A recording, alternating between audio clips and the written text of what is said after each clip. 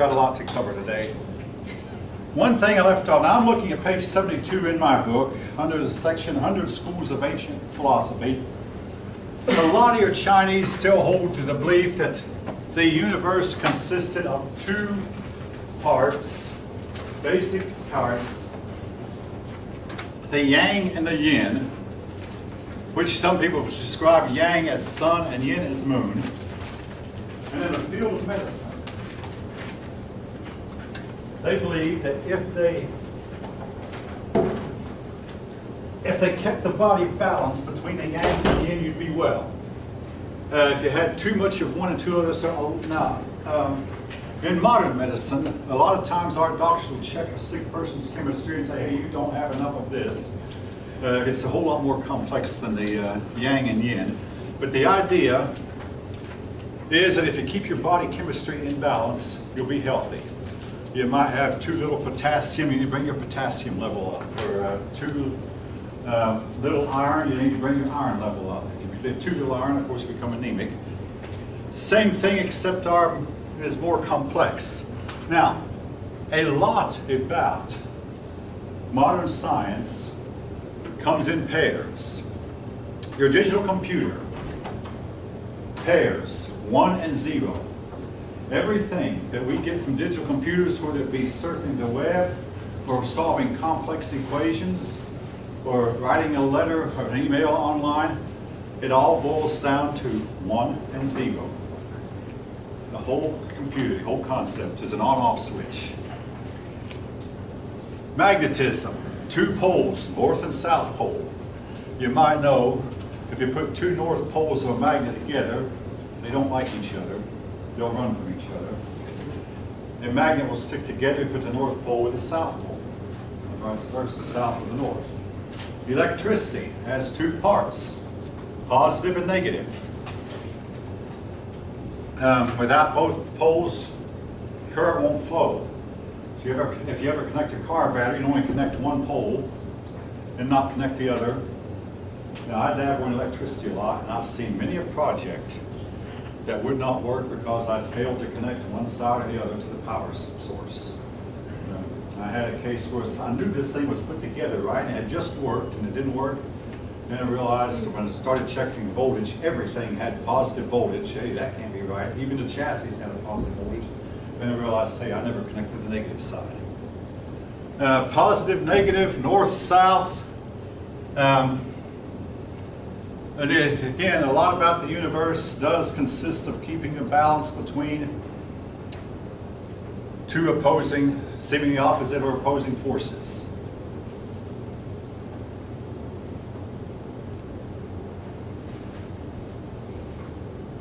And the other side of it is good and evil, light and dark, male and female, black and white.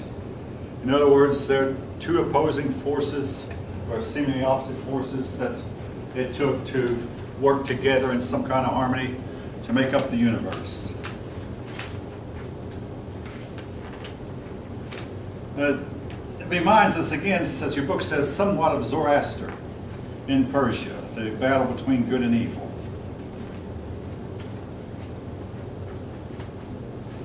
But they generally believed, unlike the Persians, that we could not hope to reverse the inevitable. So they developed a type of fatalism. In other words, the feeling of everything about the universe is predestined. What will be, and we're just helpless before the onslaught of the forces of nature, the forces of heaven, that's going to work either with us or against us. The Greeks adopted some of this same philosophy also. And a lot of, even among Christians, there are groups who believe in predestination, that what will be, and you can't do anything to take any kind of responsibility because we're completely at the mercy of heaven or the forces of nature.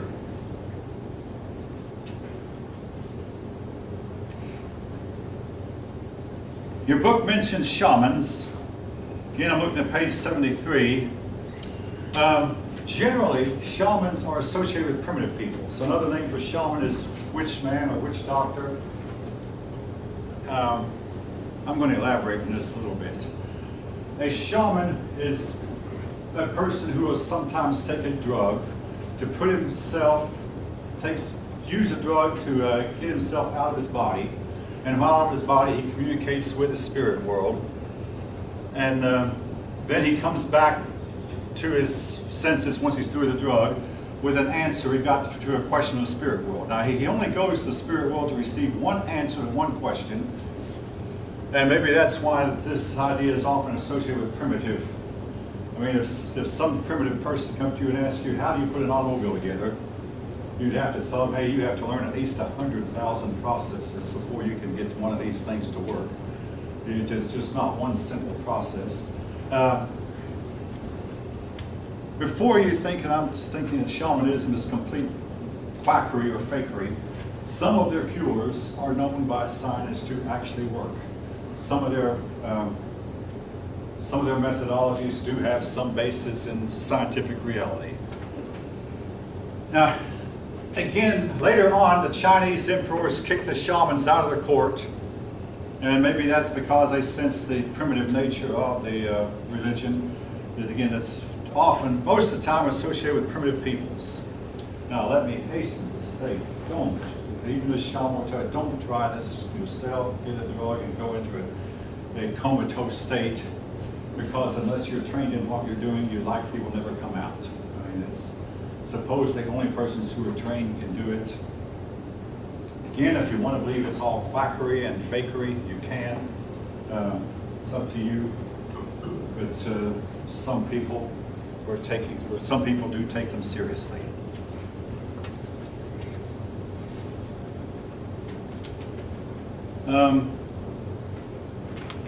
I talked about Confucius last time, the master teacher of the Chinese. I mentioned legalism, Taoism. I did state that heaven was for a lot of Chinese just an abstract concept, but then for many Chinese, your book says it was that heaven consists of a whole lot of spirits, some good and some bad, who work together in some kind of harmony to keep the universe together. But some of them were working against the right and some were working with the right. And the result was sometimes chaos reigned, sometimes order reigned. And a lot of your common Chinese had an interest in occult, in astrology. Astrology is as old as history. Basically, it's a belief that if you study the stars, you can predict the future because the stars is where the gods dwell, and they control the destinies of man, and you can learn your destiny by studying the stars. And if you're born under a certain star, you'll behave a certain way, or you'll have certain characteristics. All of mankind had what we call a zodiac that consists of 12 symbols. In the case of the Chinese, it was 12 animals. And if you visit the Chinese restaurant, sometimes they'll put on your tablecloth in front of you, there are 12 signs of zodiac. One of which was the rabbit, the other one the dragon. And dragons are a big part of Chinese folklore. And yes, there are a whole lot of dinosaur bones found in China, particularly the region, well, all over the place, Tibet in particular. But dinosaur bones are found in abundance in China. Again, you can believe what you want to.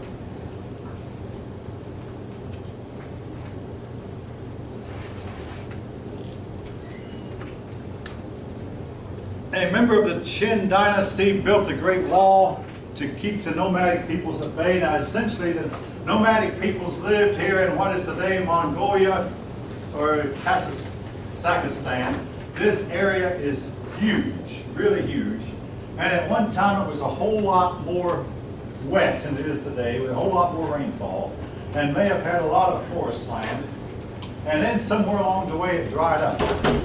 As it dried up, the people living there learned to follow the herds. They became herdsmen, ceased to be civilized, and went where the animals went. And as time went on, a bunch of them began to drift down toward China, and they would start stealing things from the Chinese. The Chinese emperors solved their problem by building a wall, part of which still stands. Now, your book will state that the wall that we see today, that you see in pictures, was actually built 1,200 years after the original wall. But some of the original wall still stands, but then again, the quality of the construction varied. In some places, the wall was very well built and it's lasted hundreds of years. In other places, it was very poorly built. A lot of persons were employed in building it, and a lot of persons died and are believed to be entombed. And according to legend, they're entombed inside the wall. It was once said that the Great Wall of China was the only man-made artifact that could be seen from the moon.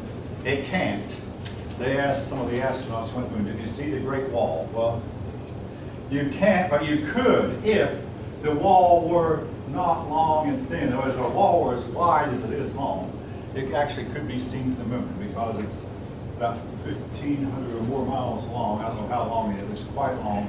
And it could be seen, but it's a long, thin wall. And actually, you can't see a whole lot of detail from the moon, detail about the Earth, because the Earth is covered with clouds, about 60% cloud cover. So a lot of what you see is going to be blue and white. Blue for the oceans, white for the clouds. And then over the Sahara Desert, you'll see a whole lot of brown, because the Sahara Desert seldom has clouds. Great Wall of China put there to help keep the nomads at bay, keep them on their side of the wall.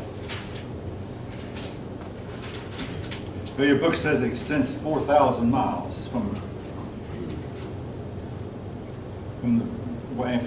the sandy waste of Central Asia all the way to the sea.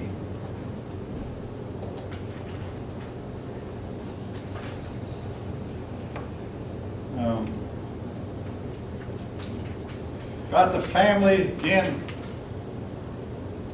they had to have large families to keep rice paddies going.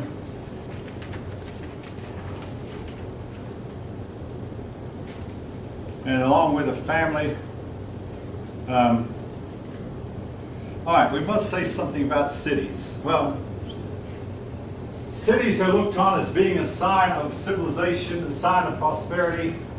When your cities are large, it means that the people in the countryside are prospering and can grow more food you need and sell the food to the people inside the cities.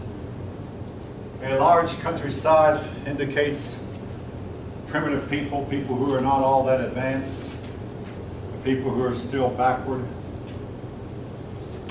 So China early on developed a few large cities. Cities, of course, are the seats of manufacturing, commerce, trade, industry, the things that we look on today as being necessary for growth. China, unfortunately, was lacking. Here was a problem that China had in the way of trade. Each local community produced all it needed, therefore trade was not necessary, or it was not looked on. So merchants were looked on as being inferior to other peoples. In Europe now, things were different. One European community could not produce all it needed, so it would produce what it could and then trade for what it needed with another community who might not could produce as much of this commodity as another could. So Europeans got more involved in trade than the Chinese, and some people believe this was why that in the long run, Europe forged ahead of China. In the short run, the Chinese far outpaced Europeans early on in our history.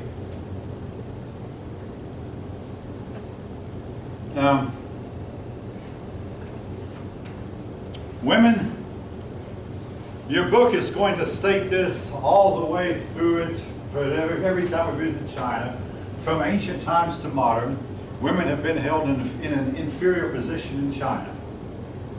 And the whole idea of the Chinese was to keep the women subservient. Now, the next time we come back to China, we're going to discuss such things as foot binding, the practice of forcing young girls from the time they're 1 year old to wear really, really tight shoes to make sure that they grew up crippled and therefore would remain subservient. We'll talk more about that in a later chapter. And also, in time of turmoil, female babies were killed because they felt like that they're not as important and therefore they were allowed to starve to death. And fast forward to the 20th century, when the Chinese government decided to limit its population and said families couldn't have with a certain number of children. When they carry on the family name, a lot of families killed their female babies and didn't realize that, hey, without female, they're not going to carry on the family name anyway. And it resulted in a generation of Chinese men who could not find wives because there were far more men around than women. Have any of you heard of this outside of this class? Okay, yeah, well, okay, most of you are nodding your heads that you have, yeah. You know, this went on during my lifetime. So the idea that females were not important, in fact, later on your authors sort of used this term to describe them, that females were useless sex objects. Again, that's the way the Chinese tended to view their women. Now, if any of you want to contest what I've said or add to or detract from, the floor is open, you're welcome to. Nobody. Again, I'm just going here by what the authors of your book have stated. Chauvinism says chauvinism had its roots early on in China. Now, one thing I want to say about Chinese artwork, I mean, I don't talk about art much, but this is one thing I really want to emphasize because they bought them here in Atlanta once. In 1974, someone discovered the tomb of China's first emperor, and it had 6,000 terracotta figures, all of them life-size. And this display was brought here to Atlanta and set in the Civic Center a few years back. I don't know if any of you have seen it. I didn't go to see it. But of these 6,000 terracotta figures that supposedly represented the emperor's servants, who he carried with him in the next life, no two of them were alike. These terracotta figurines are still around and on display. I can't tell you where they might be now. Oh yeah, it wasn't just people, but also horses, indicating that early on the Chinese got horses. Probably they managed to import horses from Central Asia as a horse found its way into China, and the Chinese became excellent horsemen.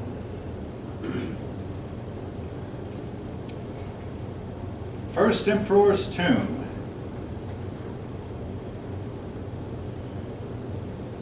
Now, something I want to throw in about the Chinese and Japanese and Koreans, these people from around here, that is not in your book, and I can't tell you why. They made a science out of fighting. And they were the ones who developed such concepts in fighting as Kung Fu, Yubawaza, I hope I'm pronouncing that poster right, Jiu-Jitsu, Judo, Karate. These martial arts that are now studied, in fact, one of my daughters took a course in them and achieved some, not black belt, but some color of belt in the martial arts. But suppose it was a way of fighting that could guarantee that a weaker opponent could overpower a stronger one or use a person's strength against him. So again, some of you might know more about this than I do, but they made a science out of fighting that enabled them to defend themselves, to bring terror to people who didn't know the secret. And these arts were kept secret, whereas supposedly only a few people knew them, but the persons who knew them could create terror among those who didn't.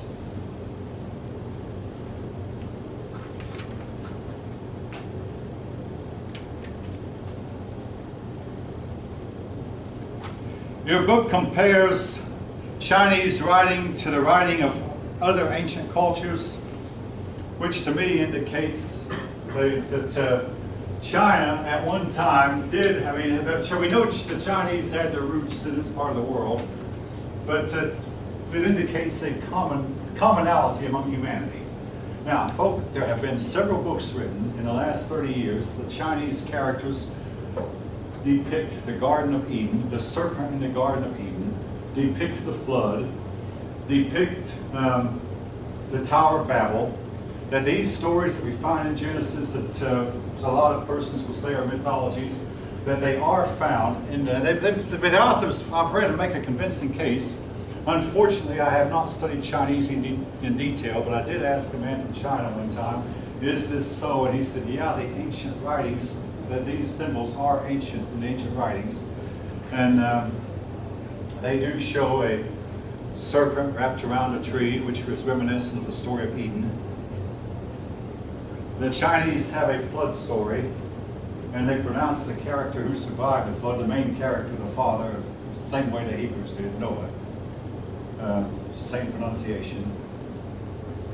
In fact, again, folk, all of humanity, every branch of humanity has a flood story, as well as a zodiac, a 7-day-a-week cycle, a Garden of Eden type story, a story of one time of paradise. It's just somehow that's universal among mankind's, in mankind's memory.